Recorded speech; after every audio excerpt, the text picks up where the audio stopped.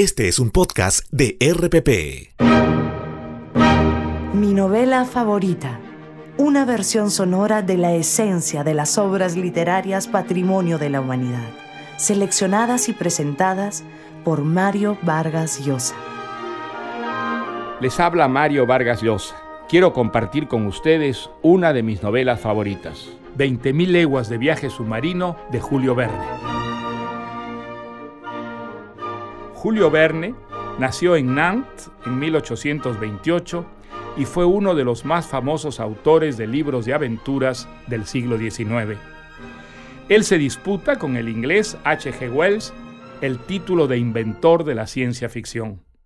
Muchas generaciones de lectores en el mundo entero vivieron en su juventud las exaltantes historias de Los hijos del Capitán Grant, Viaje al centro de la Tierra, La vuelta al mundo en 80 días y La isla misteriosa, que les hacían recorrer paisajes exóticos, ser testigos de prodigiosos descubrimientos científicos y acompañar en sus épicas peripecias a personajes de destinos fuera de lo común. Monstruo, cazados por el Capitán Nemo y encerrados en el Nautilus, son divertidas, terroríficas, legendarias y siempre inesperadas. La nave desciende a grandes profundidades y los viajeros descubren estupefactos los secretos maravillosos y terribles del fondo del océano. La aventura más espectacular que protagonizan es la lucha del Nautilus con un pulpo gigante que apresa al submarino con sus tentáculos y amenaza con destruirlo. Julio Verne se documentaba con rigor para escribir sus historias y fue un lúcido profeta de algunos adelantos que solo el futuro conocería, como la televisión, el helicóptero, los submarinos y los viajes espaciales. Y escuchemos ahora 20.000 leguas de viaje submarino de Julio Verne. Extraños acontecimientos marinos llamaron mucho la atención a mediados del año 1866. Algunos barcos dijeron haberse encontrado con una cosa enorme, en ocasiones fosforescente, infinitamente más grande y rápida que una ballena. Se creyó que se trataba de una nueva leyenda marina, pero existía. Hubo un avistamiento fidedigno el 20 de julio de ese mismo año. El vapor Higginson de la Calcutta Steam Navigation Company se encontró con una masa móvil a 5 millas al este de la costa australiana, en el Pacífico Sur. 2 magníficas columnas de agua fueron vistas, expulsadas del mar, como geysers. Parecía un cetáceo gigante, pero el vapor Cristóbal Colón de la West India Company observó lo mismo en el Pacífico Norte, el 23 de julio, apenas 3 días después. El animal podía trasladarse a una velocidad sorprendente. Los 2 barcos habían naufragado atacados por el monstruo, que aparentemente era capaz de atravesar estructuras de hierro. Las marinas de guerra de varios países decidieron darle caza. En esta época, yo me encontraba en Nueva York. Como profesor del Museo de Historia Natural de París, había sido encargado por los Estados Unidos de ciertos trabajos científicos. Todos hablaban de la nueva bestia marina, de la necesidad de eliminarla. La rápida fragata Abraham Lincoln fue equipada para darle muerte. Su capitán sería el experimentado comandante Farragut. El New York Herald, para mi sorpresa, pidió mi opinión al respecto. Bueno, tras conocer las diversas hipótesis, debo admitir la existencia de un animal marino de extraordinaria potencia. Probablemente un narval gigante. Narval, sí. Es una especie de curiosa ballena que lleva delante un gran colmillo, propia del Atlántico Norte. La fragata estaba lista para zarpar. La tripulación esperaba inquieta, pero no había a dónde ir a buscar a la bestia. Finalmente, un vapor notificó haberla visto en el Pacífico Norte. ¡Sí! ¡Finalmente! ¡Por fin! ¿Cuándo ¡Por fin! partimos? 3 horas antes de que el Abraham Lincoln zarpara, me había llegado una carta. Señor profesor Pierre Aronnax, si desea unirse a la expedición del Abraham Lincoln, el gobierno de la Unión vería con agrado que Francia estuviera representada en esta empresa. ¡Qué ofrecimiento! Ir en busca del narval gigante. ¡Conseil! ¡Conseil! Conseil era mi doméstico en ese entonces. Un muchacho hábil, fiel y flemático. Joven y con una tenacidad de hierro. Era un especialista empírico en clasificaciones de historia natural. Y un hombre con sentido del humor. ¿Me llamaba, señor? Sí, partimos en 2 horas. Prepáranos. Cuando guste, el señor. Un momentito, Conseil. Se trata de perseguir y dar muerte a aquel narval gigante, a bordo de la Lincoln. Me dicen que su capitán no conoce el miedo. Yo tampoco, señor. Bien, bien. La Abraham Lincoln, gran fragata, rápida, bien armada, con una tripulación ávida de ganarse el premio de $2,000 prometido a quien avistara al narval. Pañuelos blancos se agitaron al viento, despidiendo a la Lincoln y a su tripulación exaltada y a su armamento. Y a bordo venía Ned Land, el monarca mundial de los arponeros, canadiense, de una destreza y sangre fría superlativas. 40 años, gran estatura y una potente mirada. Pero este hombre no estaba muy convencido de la existencia de aquel narval. Conozco al narval, profesor.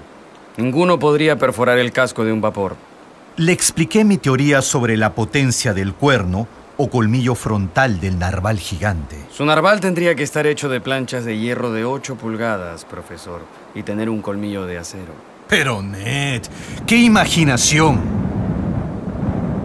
La fragata volaba y pronto estuvimos en el Pacífico. Abran los ojos. Son $2,000. Nadie comía ni dormía en pos del avistamiento. ¡Eh! ¡La cosa! ¡La cosa! ¡Azotamiento! La noche estaba oscura, pero el narval fosforecía. La bestia giró 180 grados y vino hacia nosotros con una fuerza tremenda. Disparamos y no se detuvo. Cuando estuvo a tiro de arpón, Ned se lo lanzó. Su lanza rebotó del monstruo como una pluma. Hubo un impacto y volé por los aires. El mar estaba helado, oscuro. Sentí que me hundía. ¡Socorro! ¡Socorro! ¡Socorro! ¡Llamaba el señor! Conseil me salvó la vida. Puse mi brazo sobre su hombro y me ayudó a flotar. ¡Auxilio! ¡Auxilio! ¿Alguien vive? Finalmente escuchamos. ¡Aquí! ¡Aquí! Era Ned Land. Nadamos hacia su voz y lo vimos, parado sobre un islón, un busto exquisito y severo. Era un museo maravilloso, lleno de obras maestras del arte y de la literatura. La biblioteca era digna de un sabio y también de joyas naturales jamás vistas. Había una perla de un tamaño asombroso. La nave podía medir unos 60 o 70 metros de largo y unos 10 o 12 de ancho por lo menos. Mi lugar favorito terminó siendo el gran salón. Tenía 2 grandes paneles de metal que se descorrían para permitirnos ver el fondo del mar. Era un observatorio subacuático. Todo estaba iluminado por una eléctrica fosforescencia. Allí comimos delicias desconocidas para mí. Nada en esta nave es de origen terrestre, profesor. El mar me alimenta y me viste. Las telas que nos cubren son tejidos de la seda que producen algunas conchas. Los perfumes, sus colchones, la tinta que usará para escribir. Todo viene del mar. Usted ama al mar. Es el infinito, viviente. La conversación fue larga. El capitán Nemo me explicó el funcionamiento y la construcción del Nautilus, cómo generaba electricidad con sodio marino, cómo funcionaba el sistema de inmersión. Me habló de un pequeño bote que se podía usar en caso de necesidad. Me mostró el submarino entero. Era absolutamente fascinante. Nada se desperdiciaba. Todo tenía un uso lógico, exacto, natural. Cada mañana emergíamos a renovar el oxígeno. Entonces, en la plataforma, el segundo al mando le repetía al capitán Nemo la misma frase incomprensible. Conseil estaba tan feliz como furioso estaba Ned Land. Pregunta solamente. ¿Hasta cuándo seremos prisioneros? Él no pensaba en nada más que escapar. Al día siguiente vino el capitán a mi camarote. Profesor, ¿le gustaría acompañarme de casa a mi bosque privado? Así que Nemo baja a tierra, pensé, casi desencantado. Creo que piensa que me traiciono. No es así. ¿Quisiera acompañarme de casa en mi bosque privado en el fondo del mar? ¿En el fondo del mar? ¿Saldríamos de la nave? ¿Cómo? ¿Con escafandras? Por cierto. Pero la presión del fondo en estas latitudes es... He diseñado un traje que resiste 50 atmósferas. Lleva aire comprimido a la espalda y un casco conectado a ese aire. El sistema es eléctrico, activado con sodio marino. Así equipados, pues respiramos y vemos en el fondo de cualquier mar. Para cazar dentro del agua un fusil... Balas eléctricas de vidrio y plomo. Se disparan a presión. Y cada tiro es mortal. Nos preparamos para salir. Ned no quiso saber nada de esa aventura, pero Conseil, muy entusiasmado, se puso su traje submarino. Una vez vestidos, casi no podíamos movernos. Pero una compuerta se cerró. Oí un claro silbido y por el cambio de densidad alrededor de mi cuerpo, supe que estaban inundando ese compartimiento. Se abrió otra compuerta y salimos. La luz del sol se filtraba y el agua, tan diáfana, parecía aire. Los peces volaban, los colores entrelazados, prismados por el agua, eran maravillosos. El capitán Nemo nos hizo una señal y fuimos tras él. Grandes plantas arborescentes formaban el bosque de la cacería. Caminamos felices. Por fin, el capitán hizo una señal y nos sentamos a descansar. Yo miraba la cara de Conseil. Estaba radiante y hacía las muecas más graciosas del mundo. Empecé a sentir ese sueño que con frecuencia sienten los buzos. El capitán, tendido en ese lecho cristalino, dormía ya.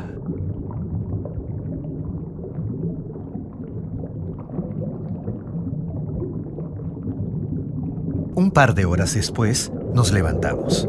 Entonces, vi de repente un ser monstruoso. Una araña de mar de más de 1 metro de alto. Me miraba con ojos extraños. Se replegó para saltar sobre mí. Rápidamente, el capitán le propinó un fuerte culatazo y el animal desapareció. A una señal del capitán, comenzamos el regreso. En cierto momento, me pareció que estábamos en la superficie, bajo un cielo con nubes que se formaban a velocidades vertiginosas. Eran olas reventando en la superficie del mar. Regresamos a la nave. No habíamos cazado nada, pero el paseo había sido maravilloso. Dígame, profesor, ¿el océano no está dotado de vida humana? Tiene ataques de cólera y accesos de ternura. Posee pulso, arterias. Me alegro que les gustara. Adiós. Durante los días siguientes no vimos mucho al Capitán Nemo. Conseil y Ned Land pasaban mucho tiempo conmigo. Los días transcurrían plácidamente, a pesar del malestar de Ned por este encierro involuntario. Cuando se abría el observatorio del salón, no nos cansábamos de apreciar el mundo submarino. Siempre distinto, siempre fascinante. La verdad, señor, que estos últimos 2 meses no hemos tenido tiempo de aburrirnos. Lástima que Ned no lo disfrute. El 2 de enero habíamos recorrido 1.340 millas desde nuestro punto de partida en los mares del Japón. Iniciamos entonces una ruta hacia los mares europeos, para felicidad de Ned Land, quien solo pensaba en escapar. La ruta escogida cruzaba el temible mar de coral. El capitán navegó en persona por esos parajes. Sin embargo, encallamos en las costas de Nueva Guinea. ¿Un accidente? Apenas un incidente.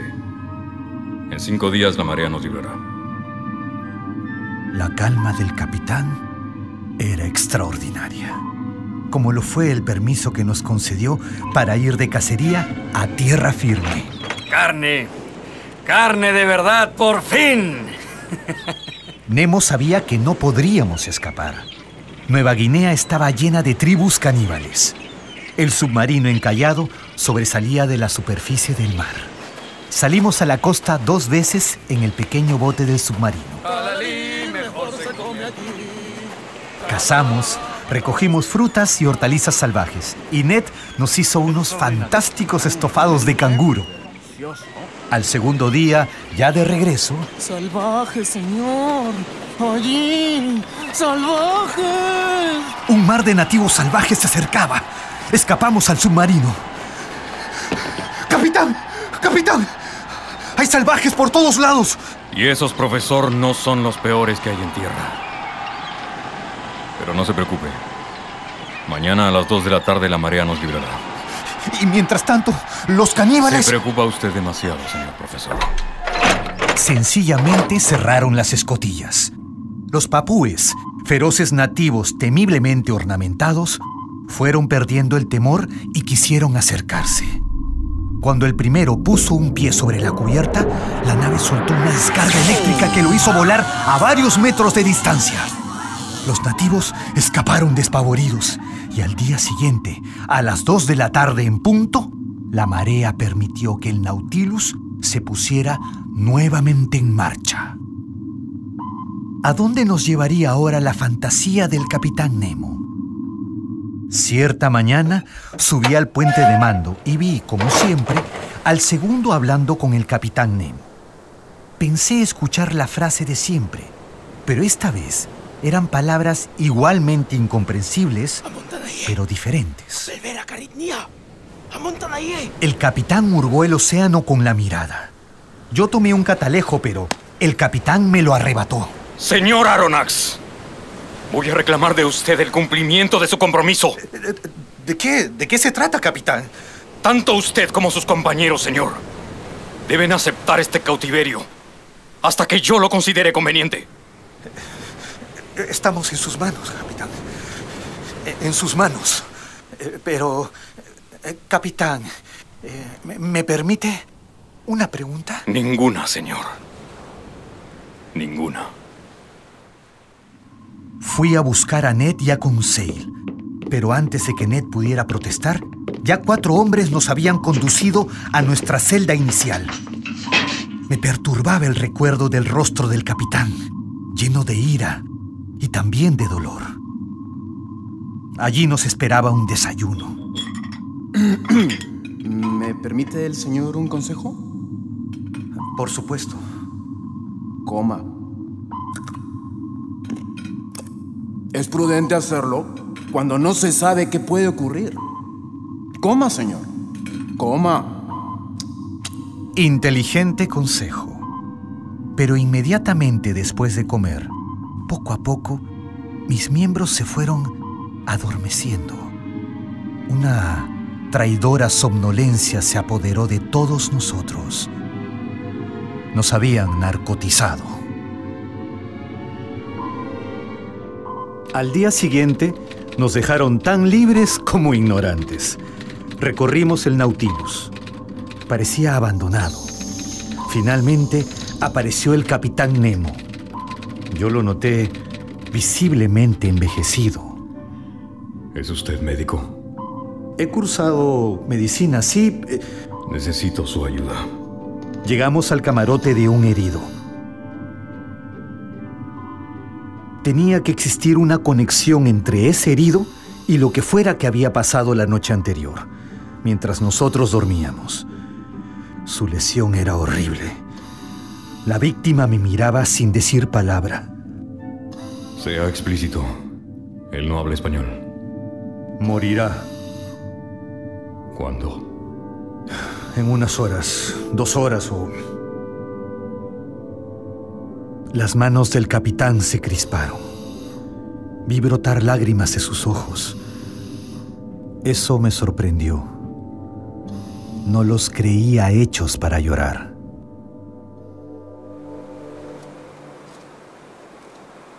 Al día siguiente, en la plataforma, ni bien me vio, me dijo: Profesor, ¿desea hacer una excursión submarina?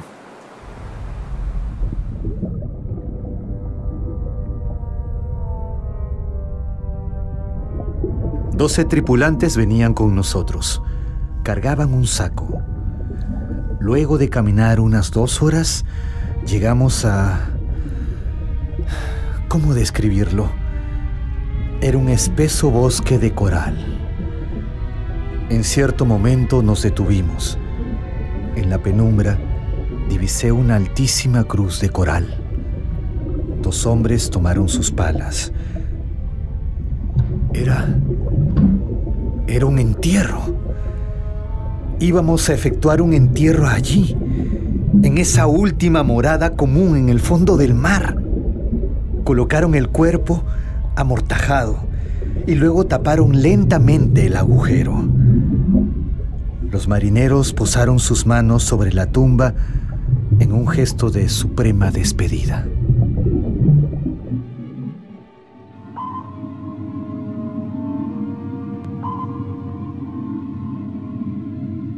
Conseil venía pensando desde hace ya un tiempo que Nemo era una suerte de gran sabio incomprendido. Yo comenzaba a dudarlo. Narcotizarnos. Luego el herido. No, su nave era más que un vehículo de libertad. Era un vehículo de represalia. Sentí que éramos, de algún modo, parte de una venganza. Cruzamos el Océano Índico. Potentes tiburones se lanzaban contra el cristal de nuestro observatorio, de manera inquietante para quienes no los habíamos visto antes. Sin embargo, era mejor ver tiburones que los cadáveres flotantes que asomaron allí, donde terminan las aguas sagradas del río Ganges. Allí entregan los hindúes a sus muertos. El 28 de febrero llegamos a la isla de Ceilán. Esta isla es célebre por sus pesquerías de perlas. ¿Le gustaría ir de pesca, profesor? Capitán, ese magnífico ejemplar, esa gran joya en el salón... Pertenece a estos mares, pero jamás serviría como joya. Salvo para el dedo de un gigante. Profesor, ¿le he hablado ya de los tiburones? Abundan en esas pesquerías de perlas. Escuché lo que Nemo tenía que decirme y advertí a Ned y a Conseil del peligro. Pues yo soy arponero y quiero ver esas perlas. Vestimos nuestros trajes subacuáticos y partimos. Habíamos llegado un mes antes de la temporada de pesca. Solo un hombre en una ligera balsa pescaba artesanalmente. Debajo de esas aguas peligrosas había millas y millas de campos de madreperlas. Ned Land, rebosante de felicidad, se puso a llenar un saco, pero el capitán nos condujo por caprichosos caminos y entramos a una gruta submarina. Allí encontramos una ostra tan grande que hubiera podido servir como pila bautismal. Yo había pensado que, al conducirnos, el capitán nos estaba llevando simplemente para que viéramos esa joya natural. Pero no. Con su cuchillo vulneró suavemente la ostra, que lentamente se abrió, y pudimos ver la más grande y perfecta perla. Inestimable por su tamaño y la belleza de su oriente. Quise tocarla, pero el capitán me lo impidió. Entonces comprendí que él era el único que conocía esa gruta y que prácticamente criaba a esa perla, permitiéndole crecer más y más y más. ¿Hasta cuándo? De regreso al Nautilus, avistamos nuevamente a ese pescador. Y de pronto vimos un enorme escualo, un tiburón, nadando velozmente por encima de nosotros. Iba a atacar al pescador. El capitán Nemo sacó un cuchillo de su cinto y se dispuso a combatir cuerpo a cuerpo con el tiburón. Ned Land también saltó sobre el escualo y entre ambos le dieron muerte. Y pronto vimos los restos de ese feroz pez siendo comidos por otros tiburones. Capitán, ¿usted arriesgó su valiosa vida por salvar la de ese desconocido? Ese pobre indio pescador pertenece al país de los oprimidos, profesor. Y yo seré siempre un ciudadano de ese país.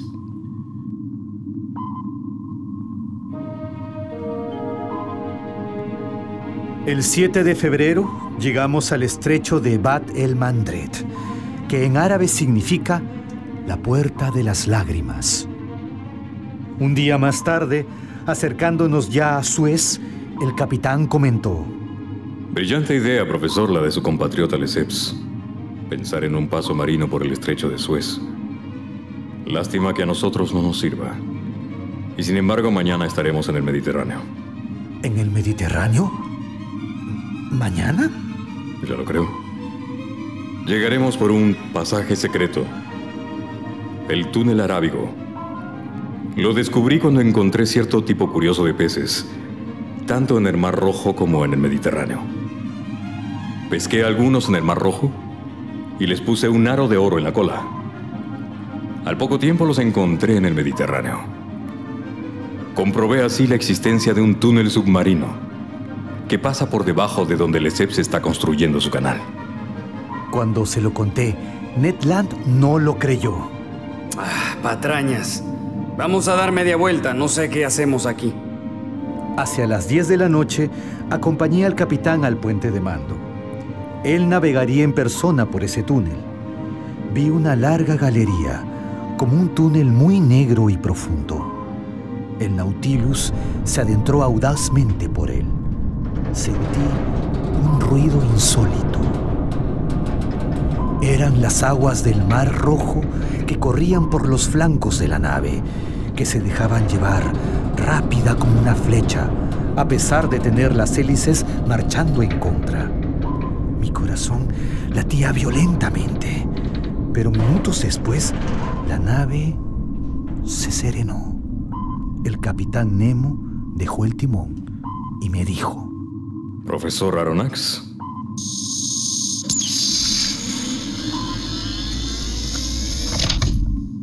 El Mediterráneo. Apenas Ned Land se convenció de dónde estaba, comenzó a planear la fuga. Conseil, Ned y yo éramos un equipo y no nos separaríamos. Eso lo teníamos claro. Y sin embargo, debíamos esperar una ocasión prudente. Pero el capitán Nemo comenzó a mostrarse muy sombrío. Me atrevería a decir que había algo en el Mediterráneo que le traía malos recuerdos. Pero entonces, ¿qué hacíamos allí? Para furia de Ned, pasábamos casi todo el tiempo sumergidos. Ned, este viaje terminará. ¿Así? ¿Pero cuándo? ¿Cuándo? Un día apareció en el observatorio un joven pescador. Vaya. El capitán lo conocía y se alegró de verlo. Unos tripulantes llegaron con un cofre y el capitán lo llenó con lingotes de oro. Pero, ¿de dónde conseguía todo ese oro el capitán Nemo? ¿Quién era ese muchacho? ¿A dónde iría a parar ese tesoro? Ned no escondía su malestar. Una noche se acercó a mí. Esta noche a las 9. Cuidado, el mar está muy duro. Estamos frente a las costas de España. Para escapar, la ocasión es esta. En el pequeño bote. Lo tengo todo previsto. Me parece prematuro. Y con Conseil... Conseil ya está informado. ¿Es ahora o nunca, profesor? Decídase. Tuve que acceder. Qué terrible espera, qué incertidumbre. El tiempo no pasaba. Y cuando estaban por dar las 9, la nave comenzó a sumergirse. Fue entonces que el capitán Nemo entró en el salón. Profesor, ¿conoce usted la historia de España? Observamos las profundidades por el observatorio de cristal y vi a 4 o 5 hombres del Nautilus como cosechando entre los restos de un antiguo naufragio. Regresaban cargados de lingotes de oro. Comprendí entonces la pregunta. Esos eran antiguos tesoros españoles. Ese oro había sido arrancado a los incas del Perú y a los vencidos por Hernán Cortés en México. ¿Cuánta gente, capitán, podría aprovechar estas riquezas bien repartidas? Tanta gente pobre en el mundo y toda esta riqueza estéril en el fondo del mar. ¿Estéril? ¿Cree que estas riquezas están perdidas porque soy yo quien las recoge? ¿Cree que todo esto es para mí? ¿Que ignoro que existen seres que sufren? ¿Razas oprimidas? ¿Víctimas por vengar?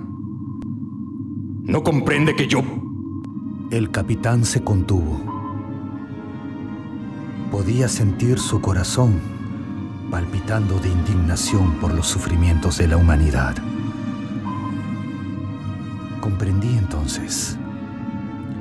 Su caridad se volcaba sobre las razas esclavizadas, así como sobre sus individuos. ¿Cree que todo esto es para mí?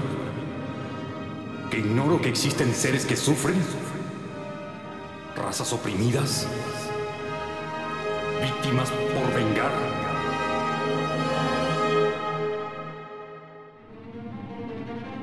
Sé que esta parte de mi relato puede no resultar verosímil, pero no lo he soñado.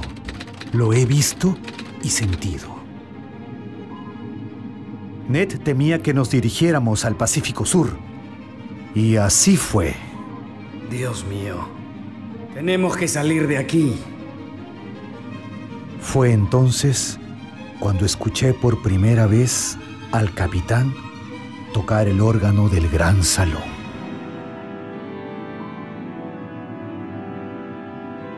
No reconocí la melancólica melodía, ni me atrevía a interrumpirlo. Pero esa música no ayudó a que Ned estuviera menos sombrío. Profesor, tiene que hablar con el capitán. ¿Acaso piensa tenernos aquí secuestrados eternamente? La verdad es que esa era su intención, que nos quedáramos allí, con él, eternamente. ¡Maldito todos muertos! Llegamos al archipiélago de las Lucayas. ¿Cómo me gustaría ver uno de esos pulpos capaces de hundir un barco? Uno de esos... Cracuentos chinos. Esos pulpos no existen, hombre. ¡Krakens! Te digo que no existen. Son leyendas. Ciertamente, Conseil, son leyendas. ¿Leyendas de 6 metros de largo? Precisamente. ¿Con 8 tentáculos? Octópodos, entonces. ¿No tenían los ojos enormes y no era su boca un pico de loro, pero un pico de loro formidable? Sí, Conseil, sí. Pues bien, señor. Si estos pulpos que estoy mirando son leyendas, pues son leyendas muy verosímiles. Efectivamente, giré y vi pulpos de 8 metros de largo, con tentáculos de 12 o 14. Se aferraron rápidamente al Nautilus y la nave emergió y luego se detuvo. El capitán entró al salón. Curiosa colección de pulpos, capitán. Nos libraremos. ¿Cómo? Combatiéndolos cuerpo a cuerpo. No hay otra forma. Y una descarguita de... como con el caníbal que... ¿Bajo el agua? Imposible. Tiene que ser a hachazos. Y a arponazos, naturalmente. Una escotilla salió disparada, succionada por las ventosas de un pulpo. Entraron varios tentáculos. El capitán Nemo los atacó con fiereza, pero uno de ellos pudo arrancar al marinero que estaba delante del capitán. Nemo lanzó un grito y trepó a la plataforma. ¡Qué escena! El desgraciado marino, asido por ese tentáculo descomunal, gritaba desesperado. Nemo se precipitó sobre el pulpo, dándole de hachazos. Toda la tripulación se batía a machetazos contra las bestias. Por un instante, pensé que el marinero podría salvarse, pese a que estaba siendo agitado por los aires como una pluma. Entonces, el monstruo lanzó una columna de líquido negro que nos cegó. Cuando pudimos ver, el pulpo había desaparecido con el infortunado marinero. 15 minutos había durado el combate. Bañado en sangre, el capitán miró largamente el mar. Gruesas lágrimas corrían de sus ojos. Volvió a su camarote y durante largo tiempo no volví a verlo. Entramos en las corrientes del Golfo y el Nautilus comenzó a vagar. La tristeza, la indecisión y la desesperación del capitán se traducían en la conducta del navío. El Nautilus iba y venía sobre el mar como un cadáver flotando a la deriva. Pasaban los días y no íbamos a ninguna parte. La incertidumbre era terrible. Cierta mañana oímos un cañonazo lejano. ¿Qué fue eso? Si es un barco, y si está pasando a 1 milla de aquí, yo me lanzo al agua. El capitán Nemo entró al salón. Nos atacan. Nos defenderemos. Sabrán quiénes somos. Pero, capitán, ¿no existe manera de evadirlos? ¿Sumergirse? Sería tan sencillo. Sí, pero no lo voy a hacer. Porque yo soy el oprimido y ese es el opresor. Todo lo que odio está allí. Real o representado. No importa. Está allí. Pero si ellos... ¡Cállese! Por favor. Cállese. Nemo regresó al puente y Ned y Conseil se acercaron a mí. Es ahora. El bote está preparado. Cuando estemos cerca... Ese buque avanzaba hacia nosotros a una velocidad constante, pero el Nautilus se sumergió a todo impulso y me di cuenta de que la intención de Nemo era embestir al navío para destruirlo de un solo golpe. No fue un choque muy fuerte. El Nautilus atravesó al buque como una aguja atraviesa una tela. ¡Por Dios! No pude soportarlo. ¡Por Dios! Corrí al salón y allí encontré al capitán. No me vio. Estaba presenciando el naufragio. Parecía un verdadero arcángel del odio. Observaba al buque hundiéndose, a los náufragos tratando de escapar del agua como hormigas, pero no lo lograban y se iban quedando quietos, inertes, muertos. El enorme buque se hundía y Nemo, en el submarino, mantenía su mirada fija en la matanza. Cuando todo hubo terminado, y todavía sin advertir mi presencia, el capitán Nemo se retiró a su camarote. Yo necesitaba seguirlo. Al entrar, dejó la puerta abierta. Yo necesitaba ver más, saber más de él. En una pared pude ver los retratos de una mujer joven y 2 niños pequeños. El capitán Nemo, arrodillado frente al retrato, les tendía los brazos y sollozaba. Y sollozaba, todavía cuando me alejé lentamente y en silencio. Sentí lástima por él y horror. Era venganza. Pero, ¿se estaba vengando acaso de todo el género humano? Desde aquella masacre, el Nautilus comenzó a parecerme una nave maldita y asesina que navega por las brumas del mar al mando de un capitán fantasma. Una mañana, Ned Land me despertó. Toda la vigilancia ha desaparecido. Será esta noche. Sí, Ned. Esta noche, aunque nos trague el mar. El riesgo es grande. Hay fuerte oleaje. Pero no estaré prisionero un día más. Si me descubren, me dejaré matar. Pues moriremos juntos. Será a las 10. Volví al salón. Temía y también deseaba ver al capitán Nemo. Le di una última mirada a su museo, a todas sus maravillas. Quería fijarlas en mi memoria. Volví a mi camarote a esperar el momento.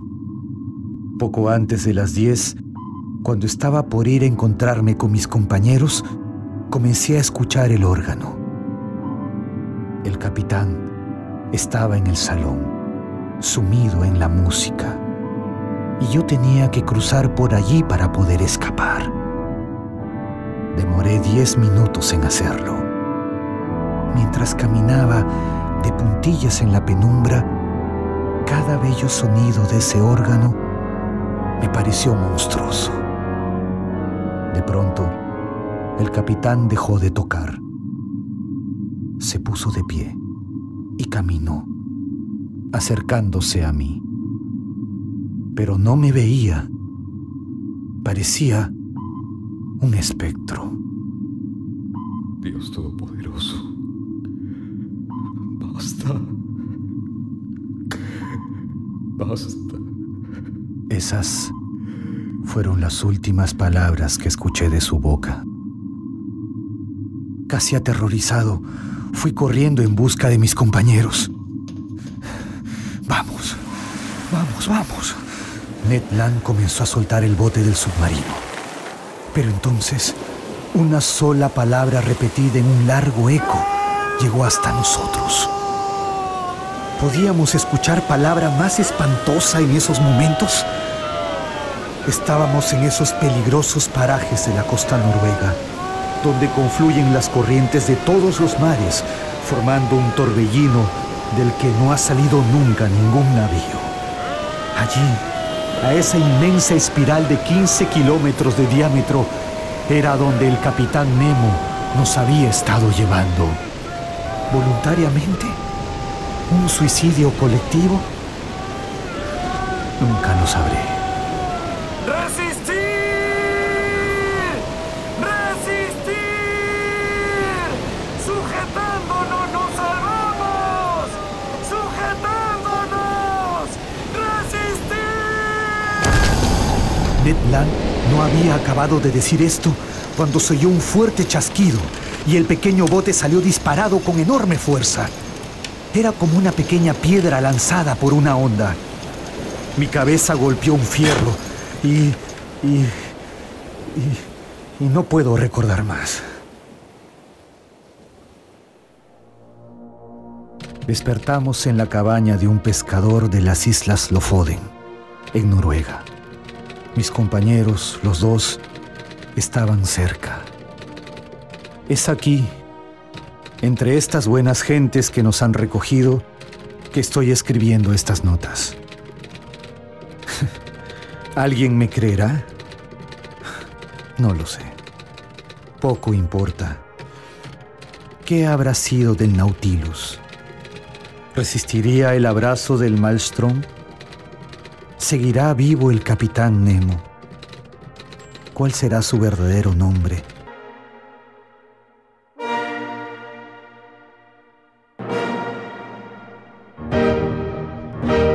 Mi novela favorita. La esencia de las más grandes obras literarias de la humanidad, seleccionadas y presentadas por Mario Vargas Llosa. Con Eric García, Oscar Carrillo y Samuel Dávalos. Adaptación de Karin Spano. Dirección general, Alonso Alegría. Es una producción del grupo RPP del Perú. Escucha más capítulos como este y otros podcasts en RPP, sección podcast.